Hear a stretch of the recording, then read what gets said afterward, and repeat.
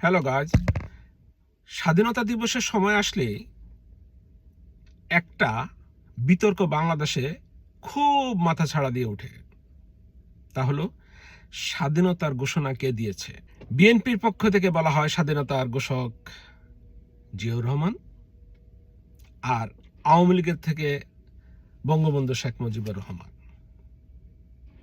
So দুপক্ষের এই যে বিতর্ক, যেটা আমার কাছে খুবই অহেতুক এবং অপ্রয়োজনীয় মনে হয়।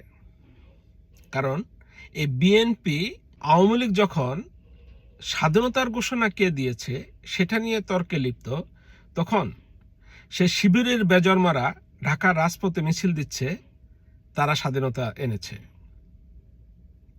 তো দয়া করে আপনারা যদি এই বিতর্ক থেকে বের হয়ে না আসতে পারেন, তাহলে ওই বেজন্মারাই আজকে তো মিছিল দিচ্ছে, কালকে দেখবেন যে আপনাদের এই দুই পক্ষের কোনো পক্ষকেই আর স্বাধীনতার সপক্ষে শক্তি মানবে না।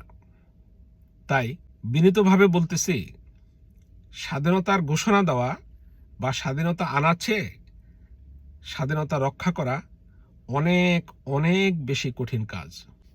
Piece to all.